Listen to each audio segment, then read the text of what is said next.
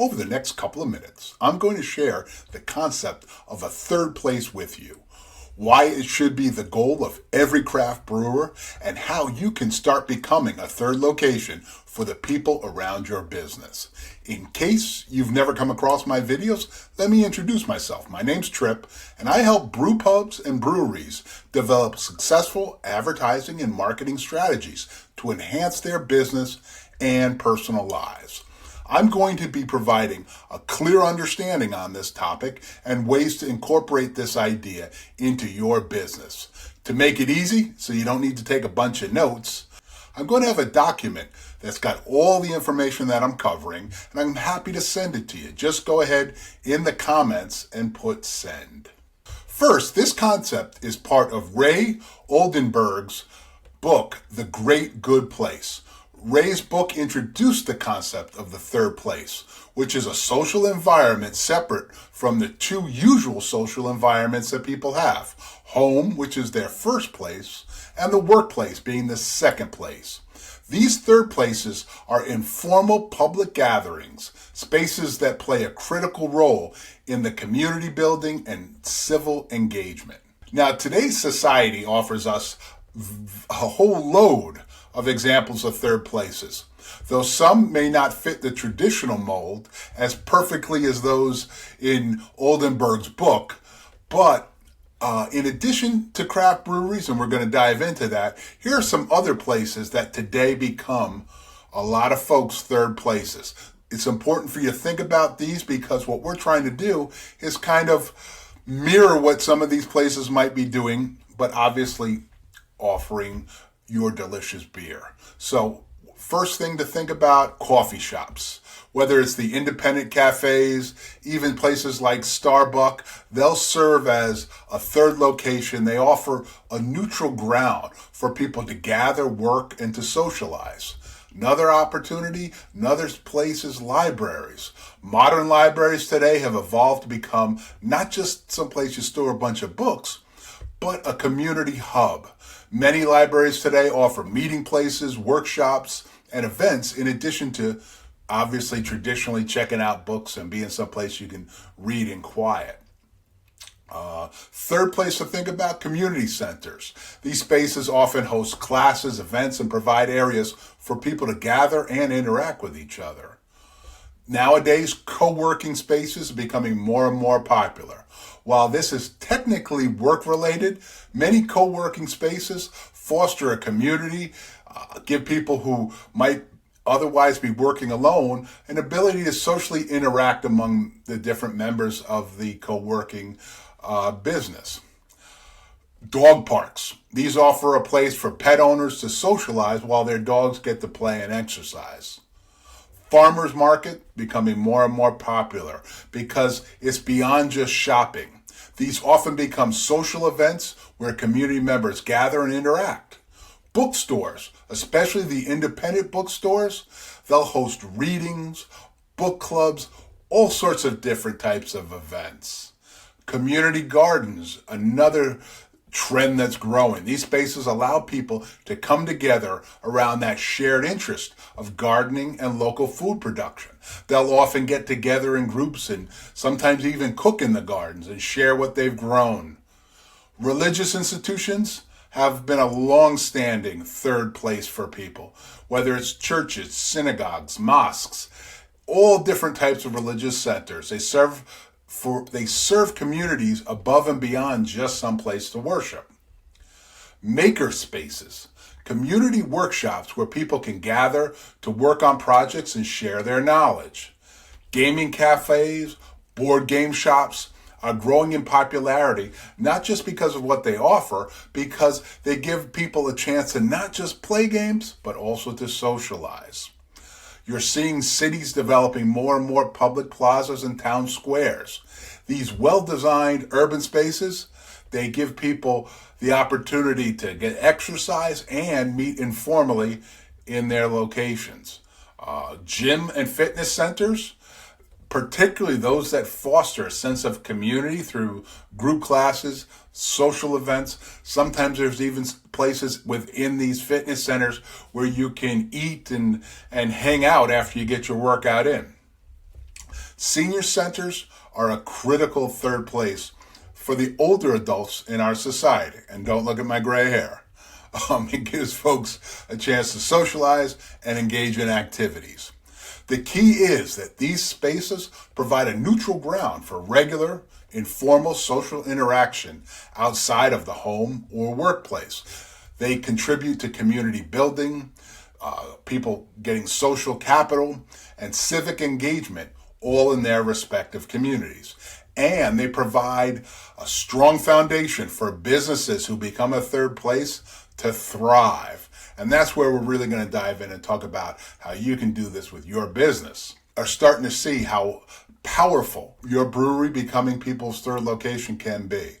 Let's take a look at how you might go about actually making this come to fruition. You want to create a welcoming, inclusive environment. Listen, this should be part of every business, but let's talk about how you might be able to enhance some of the elements you already have. You think about implementing a flexible floor plan that can be easily rearranged for different events or group sizes. Ensure you've got proper lighting for different times of the day. Bright for daytime, more cozy in the evenings. This will make it naturally more appealing for folks. Consider soundproofing or some acoustic treatments to maintain a conversational atmosphere when it is very busy. Train your staff on inclusivity and how to make all customers feel welcome, regardless of their beer knowledge, regardless of their age. Second thing to think about, encourage conversation. This might be an eye-opener for some, but I must tell you, whether it's at events I go to or just out with friends and I stop by, too many brew pubs that I encounter are making a big mistake here. It's too loud. Either the music, the activity, or the general atmosphere is not conducive for folks who want to have a beer and have a conversation. Now, before I see you shaking your head in there. You might think, okay, old man, sure thing. But let me ask you this and think about it from this perspective.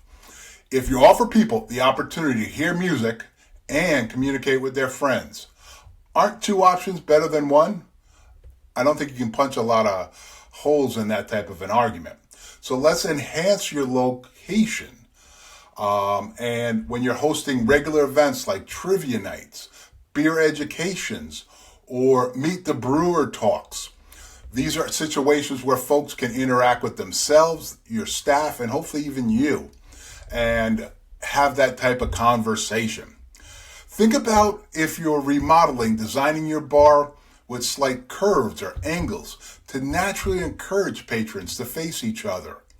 Install large communal tables in some parts of your location to promote interaction between different groups. Create conversation starters. Use interesting tap handles, display brewing equipment, or hang local historical photos.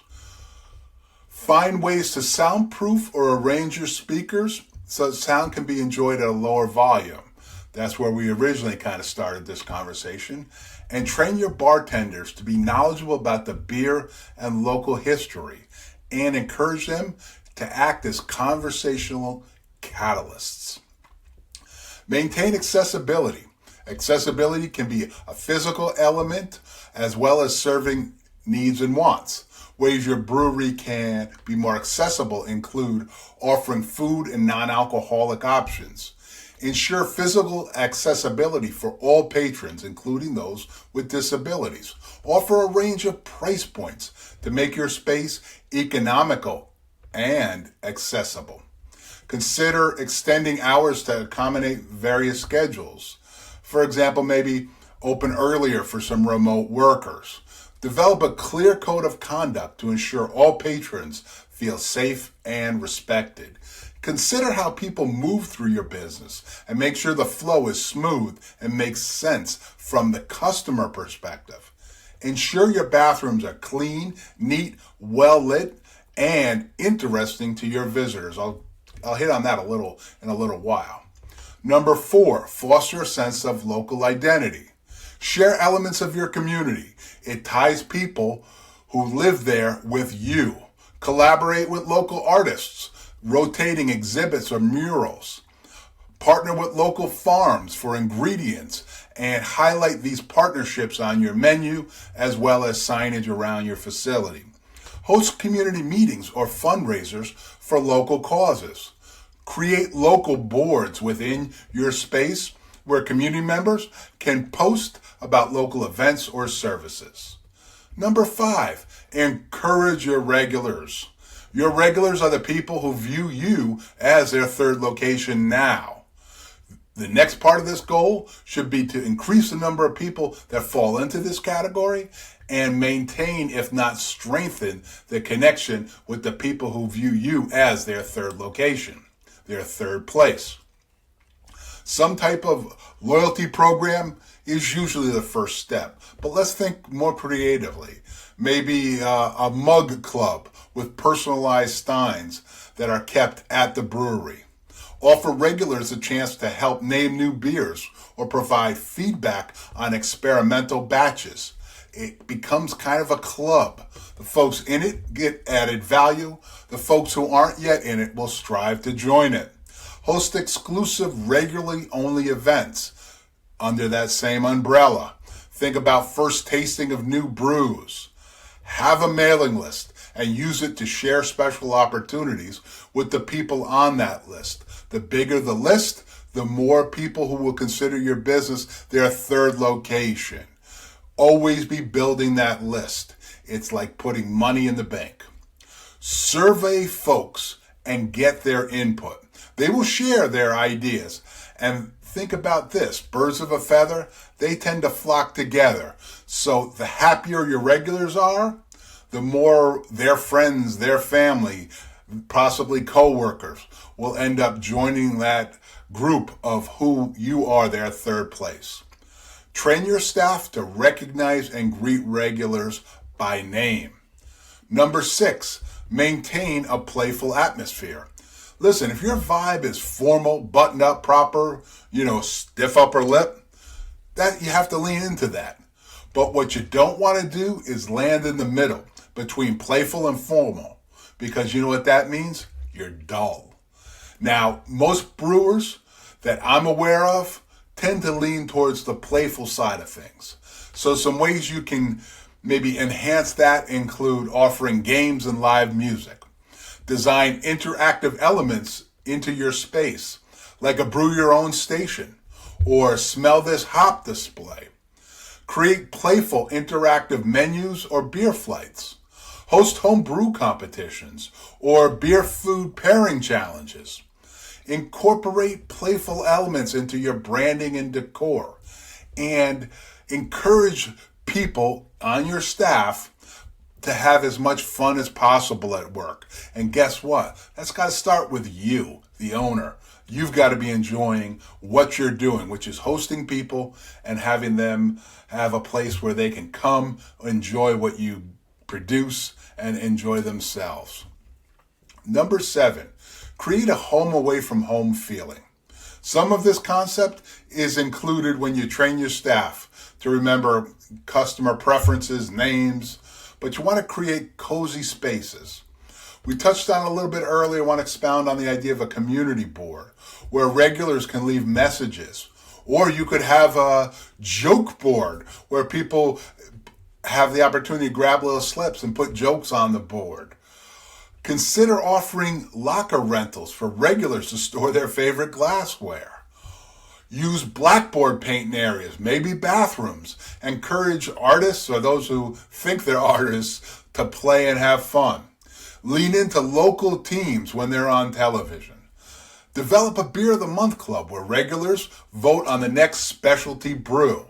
People who feel invested in the next beer that you're going to be producing are likely going to drink more of it. Host family style events when you can. Go off the beaten path with things like potluck dinners. Also consider hosting holiday celebrations. There's pretty much a holiday each and every month. Lean into that. Have fun with that. Number 8, balance a business with this community effort. Develop a business model that allows you to focus in and incorporate community-focused initiatives without sacrificing your profitability. Consider a membership model for special perks, which can provide steady income. Recognize that the quickest way to grow profits is to increase visits and average spends by the people who already like your product. This needs to be incorporated into your daily efforts. That's also tied to your mailing list, where you can reach out to them and express what's coming up and make an invitation for them to come. The more time you invite them, the more time they'll show up. Use your third place status as a marketing tool to differentiate yourself from your competitors. Nowadays, there's lots of places people can get a craft beer. You need to differentiate yourself. The better you can do that, the more business you'll see and the more folks that will view you as their third place. Number 9, navigate regulatory challenges.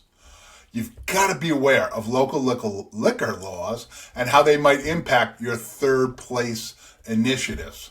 Consider, if you don't have food, partnering with local food trucks or restaurants.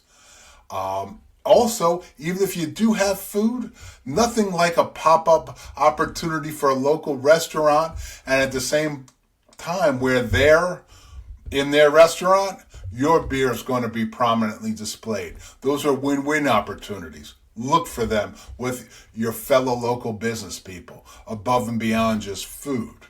Ensure all staff are properly trained in responsible serving practices. Oftentimes, craft brewery, the food is an add-on that's not added on well. It might be delicious what's coming out of the kitchen, but if it doesn't get to folks in a timely manner, it's going to be something that's not going to be popular. Leverage technology thoughtfully. Use social media to extend your third place community into the realm of being online. Implement digital check-in systems for regulars. Encourage them to do that. If they post it on social media, there's something that they'll receive for it. Some places, now listen, I don't know if this would work for your place, but I'm trying to really think out of the box with a lot of this stuff. You definitely need to offer Wi-Fi, but consider maybe a Wi-Fi free hour that's going to encourage face-to-face interaction. Make it fun. Challenge folks. See how many people can, make new friends in the next hour without being on their phone. Here's something to consider. Have a selfie booth and encourage customers to use it. I've got a whole separate video on how to do this, but it's a way that folks will market your business for you. That's pretty attractive if you ask me. And you want to mirror the experiences that happen within your brewery through social media. Take an opportunity when it's packed with people enjoying themselves to make a quick video. It doesn't need to be edited, doesn't need to be fancy or slick. Just showing a bunch of folks consuming your beer and your food, and having a great time. That's appealing to folks. So those are some ideas that we kind of brainstormed here together. Now, what are the potential benefits of putting this into play? Now, for the craft brewer, that's increasing customer loyalty and word-of-mouth marketing. That's going to happen when you're their third location. You're also going to be in a position to develop different revenue streams. You're going to also have stronger brand identity, and your identity is going to be tied to the local community and the folks living there. That enhances the bond. You're going to get valuable customer feedback, and this will help you with product development. What should you do next? The people who love your existing products, when they give you an idea, that's only going to make their love for you even stronger. Increased resilience will happen when you have a bunch of people who view you as their third place. This will help you during economic downturns because you're part of the community, you're part of their life. And you know what? They're going to make cutbacks somewhere else.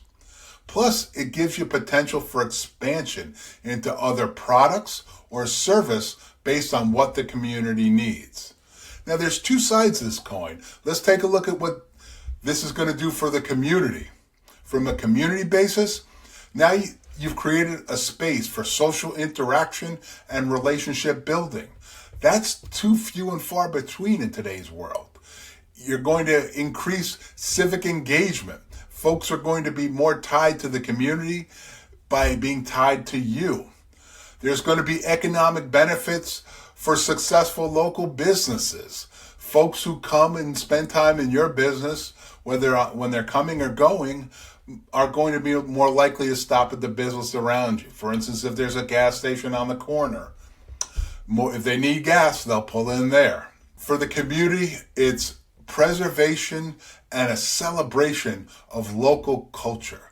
Today, more and more, each community is becoming cookie cutter with some, fast food chain on a corner, and every town looks the same minus, some trees. You want to be a source where the local culture of your community is preserved. It'll also provide a gathering place for celebrations and challenging times. Folks who are dealing with a difficult time, they'll come and have a beer and be together and support one another. The local football team wins the state title. Folks will pile into your place to celebrate it. And wouldn't that be a cool way for your craft brewery to be viewed during, of course, those times of celebration? And you provide job creation and skill development for local residents.